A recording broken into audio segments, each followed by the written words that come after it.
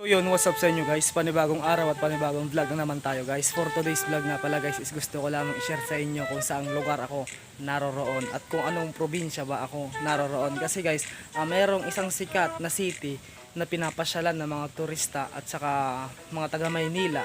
At yun po ay ang Baguio. So sa mga nakakaalam po ng Baguio, shoutout na rin sa inyo mga taga Baguio. Nandito lang po kami sa baba ng Baguio. Kumbaga matatanaw mo lang po yung bundok ng Baguio. At gusto ko lamang din sa inyong i-share na kitang-kita po namin yung mismong bundok ng Baguio. So at bukod doon, magkakaroon din tayo ng konting topic about sa pagkakambing. Kaya kung bago ang lahat, kung hindi ka pa nakapag-subscribe sa aking YouTube channel, please subscribe to my YouTube channel at i-click mo na rin yung notification bell para lagi kang updated sa aking mga video. So ano pa hinihintay natin? Tara, simulan na natin ang simpleng vlog.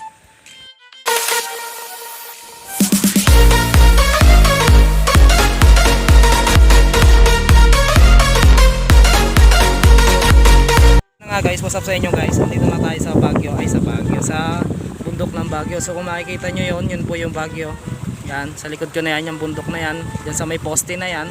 Yung poste na yun, ayun yung poste na yun. Yun po ang Baguio guys. So malapit lang po kami dito sa Baguio. Kung sa mga nakakaalam po ng season Pangasinan, nandito po yan. Ito po yung lugar ko talaga at nakikita nyo yung area dito. Napakaganda. So susundo lang ako, naisipan ko lang na i-vlog din sa inyo, i-share din sa inyo kung taga saan ako. At yan yung Baguio natin guys. Yun. Yan. Yan. So ipapakita natin yung Baguio guys. Let's go. So susundo lang kasi ako guys eh. Naisipan ko lang ay vlog din to para nang sa gano'n naman magkaroon kayo ng idea kung taga saan talaga ako. Shoutout sa lahat ng mga Ilocano dyan. Lahat ng mga taga Baguio, shoutout sa inyo dyan. So yan guys, kung makikita nyo guys, ayun yung Baguio guys oh. Lapit ng Baguio. Makikita mo yung pinakatuktok ng tower na yan. Yan ang Baguio guys. Dito lang yan, malapit sa amin. Sa baba lang kami ng bundok ng Baguio. So ito yung lugar ko guys, season. Yan, sa mga nakakaalam maano talaga yung tanawin dito guys. Makikita mo dito yung tanawin ng Baguio. So dito lang yun. Yung dyan, doon lang ang bahay namin guys. At makikita nyo na po yung Baguio. Ayan po ang Baguio. Yan. Yung tower po na yun sa pinakataas po ng bundok na yan. Hindi na kasi masyadong makita eh. Kasi mahina lang yung camera natin. Mahinang nilalang lang ang camera natin. Yan. Ayan po ang Baguio guys. Ayan. Baguio sa pinakataas. So dyan yung makikita ang Baguio guys. Malapit lang kami sa Baguio. Ayan. Shout out sa mga taga Baguio dyan. Ayan, nandito lang kami sa paanan nyo. So yun guys, itong video na to guys is tatalakayin natin itong mga bagay kung bakit nagkakasakit ang ating kambing na dapat nating iwasan sa ating mga alagang kambing, lalong lalo na pagka tayo nagsimula na sa pag-aalaga ng kambing. So ang unang-unang gagawin natin pagka tayo nag-aalaga sa kambing, lalo na pagka ikaw ay baguhan pa lang sa pagkakambing, is dapat pagka bumili ka ng iyong kambing is dapat dalawa or hindi ka dapat po pwedeng bumili ng isa lang dahil isa po sa dahilan kung bakit nagkakasakit ang ating kambing stress. Mabilis po may stress ang ating kambing lalong lalo na pagka ito po wala po siyang kasama sa kanyang kulungan at wala po siyang nakikitang kambing kundi siya lang din mag-isa. Doon po nagkaka-diferensya ang ating kambing, doon po na-stress ang ating kambing at doon po nagkakasakit ang ating alagang kambing. So kailangan po pagka tayo po ay nagsimula sa pag-aalaga ng kambing, ugaliin po natin bumili tayo ng kambing na hindi po bababa sa dalawa.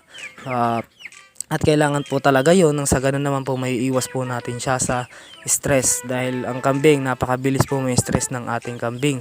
So sa pangalawa po na pwedeng dahilan po ng ating kambing kung bakit nagkakasakit ang ating kambing is yung hahayaan lang po natin sila na ipapastol natin sila at mabababad sila sa ulan.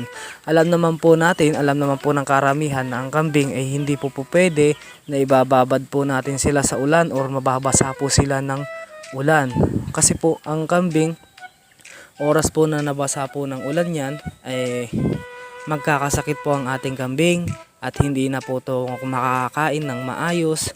At doon po nagsisimula yung ating problema sa pag-aalaga ng kambing. Kaya ugaliin po natin na pagka tayo magpapastol ng kambing, ugaliin po natin na i-check din yung panahon natin kung makulimlim ba. Kasi kung makulimlim naman po ang panahon, wag nyo na pong ipapastol ang inyong kambing dahil nga po ay may posibilidad po na mapabayaan po natin ito dahil unang-una naman siguro hindi lang naman po pagkakambing ang trabaho natin. Baka mamaya matimingan po na umulan, maiwan po natin sila sa pastulan at matimingan din na may trabaho tayo, so hindi po natin maharap. So doon po mabababad po yung ating kambing, kawawa naman ang ating kambing at may stress ang ating kambing. So iwasan po natin na mabasa ang ating kambing lalong lalo na pagka sa ulan. So pangatlo po na dapat po nating iwasan or dapat po nating iiwas ang ating kambing sa mga inuming madudumi. Katulad po ng linubluban ng kalabaw or yung paliguan ng kalabaw, wag po natin silang papainumin ng maruruming tubig dahil po diyan po nagkakaroon ng problema ang tiyan ng ating kambing. Kumbaga diyan po magsisimula yung mga bulati rin na mamumuo sa ating mga kambing at syempre ayaw din naman ho natin na magkaroon ng ganong sistema ang ating kambing. Kaya ugaliin ho natin na ang ating kambing, ialagaan ho natin ang ating kambing. So pang-apat po sa listahan kung bakit nagkakasakit ang ating kambing, yung pong tae po nila na malalanghap mula po sa kulungan po natin. Kaya kailangan kung sakali man, kung wala naman po talaga tayong sapat dahil nga nagsisimula pa lang ho tayong magkambing, kung wala naman po tayong sapat na kulungan, pwede naman po natin silang gawan lang po ng kaunting papag, tapos doon po natin sila pahigain. Pero araw-araw po sana, kung po pwede nga pong umaga hapon, linisin po natin ang kanilang tae, alisin po natin sa kulungan, nang sa ganun naman po hindi po nila malanghap ang tae po nila. Dahil isa rin po yan sa dahilan kung bakit nagkakasakit ang kambing. Magugulat na lang po kayo, sobrang lakas ng inyong kambing pero hindi nyo namamalayan, hindi naman siya naulanan or di naman siya na basa, pero bakit bigla na lang tumamlay ang inyong kambing, bigla na lang po nagkasakit ang inyong kambing? Dahil nga po isa rin po yan sa dahilan, yung tae po nila ay ayaw din po nila na hihigaan or nalalanghap ang ihi at saka tae po nila. Kaya kailangan po nating ugaliin po natin na tayo po ay magkaroon ng disiplina sa pag-aalaga ng kambing. Ugaliin nating linisin po yan mga kagoti. Hindi po pwede na pagka kinuha muna sila sa kulungan, ipapastol muna sila at hahayaan na lang po yung tae po nila na doon na lang po doon na lang matetenga sa kulungan nila. Tapos pagdating ng hapon, uulitin mo na naman, doon mo na naman sila papastol nang hindi mo inaalis yung tae ng kambing.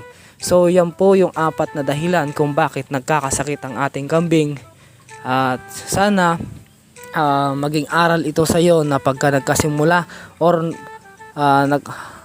kung ito man goods farming ang gusto mong business, sana kung ikaw ay nagsisimula pa lang, sana may natutunan ka sa video na to dahil kambing mo lang din naman ang may hirapan sa mga ginagawa mo sa buhay. Kaya kailangan ho talaga konting ingat sa ating mga alagang kambing at konting pagmamahal din at malasakit sa ating mga kambing. Kasi pag aalagaan po natin ng ating kambing, aalagaan din po nila tayo, bibigyan din po nila tayo ng magandang income. Yun lang naman po ang importante na dapat natin gawin.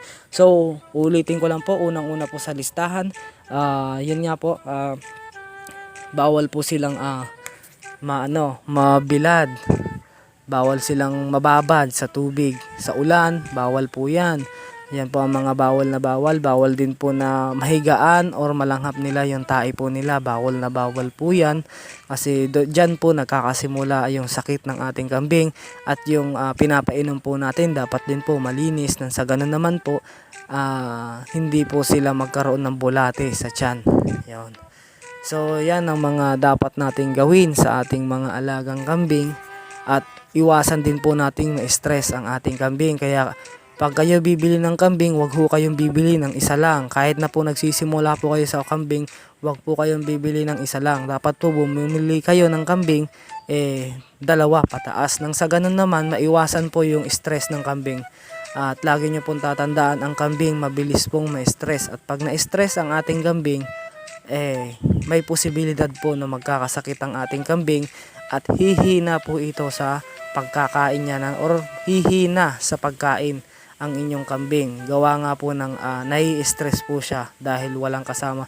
So sana may natutunan ka sa video na to at sana may napulot kang aral sa video na to.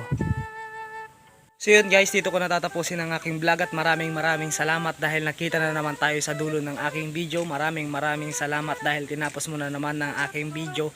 Sa lahat po ng mga nagsusubscribe sa akin, sa mga bagong subscribers ko po at sa mga nagko-comment po, maraming salamat po sa inyo. At kung may mga katanungan kayo, pwede nyo po akong i-message nang sa ganun naman po subukan po nating sasagutin lahat po yan.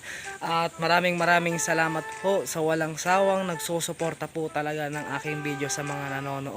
Wala na po akong ibang hinihiling kundi stay connected lang po tayo sa ating YouTube channel at pagpatuloy lang natin itong ating ginagawa. So hanggang dito na lang at peace out sa ating lahat.